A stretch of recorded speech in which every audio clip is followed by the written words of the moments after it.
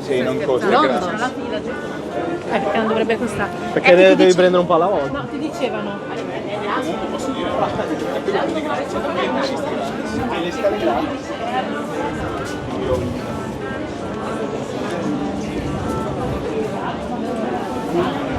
How old is Portugal country?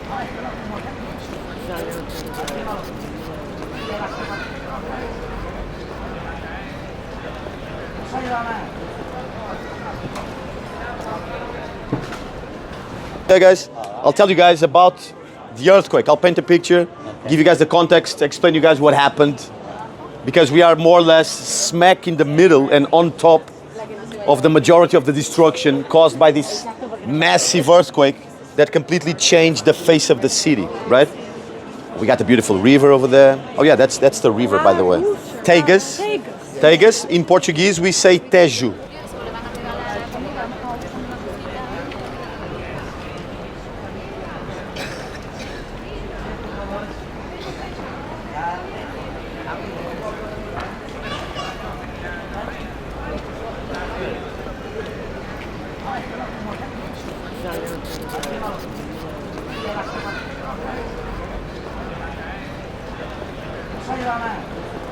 Okay, guys, over here, let's check it out.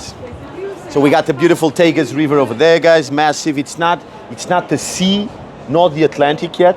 This is the river. Biggest river in Portugal, starts in Spain. So it's not exactly a Portuguese river, by the way. And then we have the Atlantic opens up to our right, to the west, over there, opens up. This one area I was telling you guys about, LX Factory, is also in that direction, okay? Are you guys ready to talk about a little bit about the earthquake, right? Yeah. So we are on top of this city center, the historical center, downtown Lisbon, 1800s Lisbon, right? Where we felt the majority of the impact, like the brunt of the forces caused by the earthquake, right? 1755. 1755, how can we travel there easily? Think about Mozart. Mozart was about to be born 1 year after this. So think about visually the silly curly white wigs, powdered faces, classical composers. In the US, for instance, United States, you have the Declaration of Independence around this period, the 1700s. You have what else? You have the Industrial Revolution in England, Great Britain, the same. French Revolution, chopping the heads of Marie Antoinette, the guillotine, all of that, right? It's also, everyone probably saw it, Pirates of the Caribbean. It's around the same period, 1700s. And so what's happening, guys? In these 1700s, Portugal, Lisbon, particularly because it's the capital, is still at the center of this Portuguese empire. You guys probably heard about the Portuguese sailors, the Portuguese navigators, the explorers, trying to find the way to connect Portugal to India by way of the Atlantic Ocean, right? And so these guys at some point, more than 500 years ago actually, managed to do so, right? And so at this point, 1700s, the Portuguese are spread all over the southern hemisphere with colonies in Africa like Angola, Mozambique, Cape Verde, Guinea, across the Atlantic with Brazil, the biggest colony of the Portuguese at some point, and then into Asia. The Portuguese were in places as Malaysia, Sri Lanka. There was 3 Portuguese cities in India, Goa, Daman, and Diu. There was the Portuguese in Indonesia, Timor. They arrived also in Taiwan, in Macau, in China. It was Portuguese up until, just so you guys know, up until 1999, the turn of the century. So New Year's Eve, 99 to 2000, Macau was still Portuguese officially. So that represents sort of like the ending of this insane notion of the Portuguese as an empire, Portugal as an empire, right? And so this is still ongoing. 1700, 1755, Lisbon is still at the center of all of that, with trade routes going from Brazil to Macau all the way in the Far East, right? And so there's a lot of money, a lot of influence, a lot of wealth, a lot of people revolving around Lisbon, right? And so the idea is that we had a massive earthquake, shook up all of this, right? 1st of November, like today. In 1755, the day as today, 1st of November. Do you guys know what it is?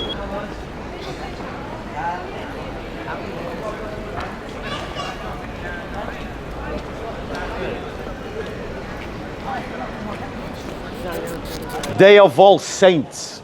The Day of All Saints, the Day of All Souls, religious holiday. We are celebrating it today, the same as in 1755. Also at the same time, in 1755, we still had the Catholic Church completely overwhelming the country by way of the Inquisition. You guys probably heard about the Spanish Inquisition. Started in Spain, eventually transpired over to Portugal, sort of like contaminating the Portuguese Catholic Church. We're talking about the bigots, borderline psychopaths running the Catholic Church, killing and persecuting the Jewish community, the Muslim community, pretty much everyone that dared to go up against their own religion, right? And so what we have is that every now and again, sometimes in Rocio back there, in the city center, over there, guys, where we met, you would have every now and again, more often than not, people burning at the stake. Tied to a pole, burning in broad daylight, like 11 in the morning, you would find people killed, people hung over there, people being tortured by the Catholic Church. And we got thousands of incidents like this leading up to this 1755 year, when we have this, exactly, and when we have this massive earthquake that completely shakes up everything. To give you guys a point of comparison, do you guys remember that earthquake that happened in Japan a few years ago with the Fukushima nuclear disaster, right? My friend, look out. The wallet. That Japanese one is usually put up at 8.4, the magnitude, right? 2 minutes of shaking, right? And think about modern day Japanese cities completely designed and prepared and structured to endure the magnitude of these earthquakes, right? Super constant, right?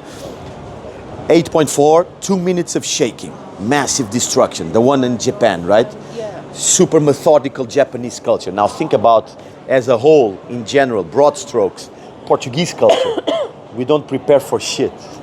There's always in Portugal this notion of postponing, coming up, scrambling for a solution at the last possible second, improvisation. It's a culture of improvisation, dealing with it at the last second possible, right? So there's always this idea of pushing it to the side, sweeping it under the rug. I mean, I'm talking about this in broad strokes. Doesn't mean that there's not exceptions along the way, like people you know, in some institutions, things like that. But as a whole, it's a culture of improvisation. We even have a saying in Portuguese. We even have a saying that goes like, deixa andar, means let it walk, let it be. Essentially, excuse my French, fuck it. It's like, imagine, oh, there's a fire in the distance, over there. If it's not here, we won't have to deal with it right now, right? So there's always that notion. Imagine 1755, almost 300 years ago, massive earthquake. Some people, I mean, it's a bit controversial. We don't know exactly. Some people put it up to 9.0, the magnitude of the earthquake, shaking for more or less 8 minutes. So massive destruction, shaking up the whole city. What we have is buildings crumbling on top of people. We got a religious holiday going on, the 1st of November, like today, in 1755. So there's thousands of people taking to the streets, getting ready to join the celebrations. So massive casualties, already 9 o'clock in the morning. We have everything crumbling and falling to pieces, cracks opening up. We have a lot of dirt roads still all over the city. So it means huge clouds of dust engulfing the whole city center over here. So people cannot see in front of their faces, crazy noises, people screaming, crying, fires breaking out everywhere. You guys see the river over there? Ben, if you turn around, we've got the river over there. So you have people, the idea is that there were people desperately running towards the river there, trying to survive the buildings falling on top of them, right? All of the destruction caused by the earthquake. So the reasoning was, oh, let's go to the river. There's no buildings to fall on top of us by the riverfront, right? When they get there, they see that the river is kind of like emptying out in front of their faces, like, because after such a massive earthquake, and we are very close to the Atlantic Ocean, the river is kind of like being pulled back, sucked back into the Atlantic, right? Because after such a massive earthquake, there was sort of like the tsunamis, the waves that hit Lisbon. It's kind of like the water rose not once, not twice, 3 times into Lisbon over here, guys, causing even more casualties, even more mayhem and more chaos, to the point where people, guys, let's talk a little bit, to the point where you have people already 9 o'clock in the morning entertaining notions of, oh my God, this is the apocalypse, this is something straight out of the Old Testament in the Bible, where you have God punishing us literally, purposefully, for everything that's been done by way of the Catholic Church. Because the church at this point, guys, had thousands of deaths behind them, right? So this is people saying, oh my God, this is the day of all saints, and now God unleashes all of this on top of us. This has got to be some divine retribution, right? And so that's that. If all of this was not enough, guys, imagine there's an earthquake, there's the tsunamis, or the sea level or the water level rises, right, washing up the whole city, right? And then we don't have that much. We don't have running electricity yet. There's a lot of oil lamps. Let's walk around. Yes, there's a lot of oil lamps, and the oil Leaking. does not mix with the water. It's leaking everywhere, breaking everywhere, spilled all over the place, right? So even though there was a lot of water, when the water subsides and falls back into the river, back into the Atlantic, there's still loads of oil. And there's still many candles lit all over the place, right? And so as you guys can imagine, a lot of fires start to break out then, obviously. And what we get is, after all of this, guys, earthquake, tsunamis, there's a firestorm. They call it a firestorm. Looks like 3 disaster movies wrapped into one. Like looks like kids writing a disaster movie. Oh, there was an earthquake, and then there was 3 tsunamis, and then a firestorm. Sharknado. Yeah, exactly. Sharknado, exactly. Sharks falling from the sky. Exactly, it's ridiculous. But so, can you guys guess how many days they say we were under this firestorm? It got so big, guys. The fire was so massive that it started to mess up with the atmosphere to the point where it's kind of like X-Men style, messing up with the atmosphere like Storm, like the girl with the blonde hair. X-Men style, a wind picks up, so the fire is feeding off of the wind, so on and so forth, in this crazy vicious cycle that goes on for how many days? Can you guys guess? Keep it a little bit reasonable, but it's still a few days. 5? Very good guess, Ben. 6 days, Lisbon's burning under this crazy firestorm, and then on the 7th, God was like, "Shoot, okay, I'm through with Lisbon right now," right? This was very important for the city, for symbolically for Europe, because massive tragedy, Day of All Saints, religious holiday. Lisbon's very influential, very wealthy still, very relevant within Europe, right? And so this kickstarts the only sort of like good thing that came out of the earthquake, right? Massive destruction over here, guys. Casualties, people are talking about we had, by the way, more or less the estimation, 300,000 people living over here. The estimation of the casualties put it up somewhere between it's a bit controversial, but some people talk about 90,000, some people talk about 60,000, some people are a bit more conservative and put it down way less than all of this. But still, massive casualties all over Lisbon. The only sort of like good thing we can take or extract out of all of this is that Europe as a whole had begun the conversation of enlightenment, the age of science, the age of reason, the age of logic. There's people writing about the pressing need of separating the church from the states or the kingdoms, right? And so this earthquake in Lisbon kind of like sets in motion all of that. Oh, Lisbon as one of the most powerful capitals, Catholic Church is so overwhelming, then this religious holiday, then this massive tragedy. This gotta mean something. This might be God talking to us, something else. People are sort of like using that logic, right? And so this is the moment after which the church stops being a political power. It's kind of like left behind, right?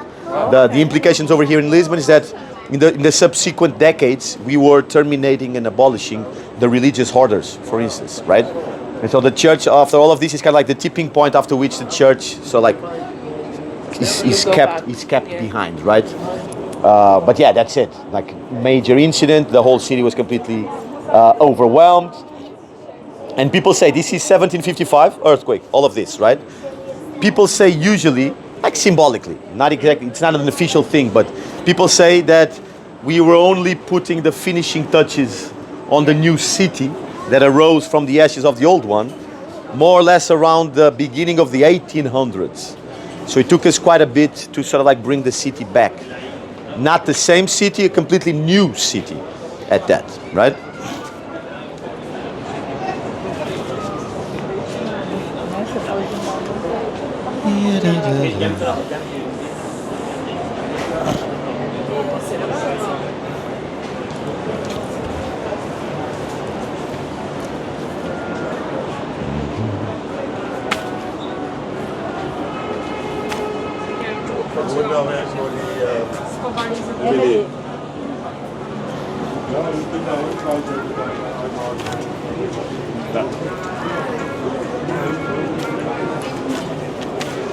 Guys, over here. Do you guys see this the codfish cakes over here?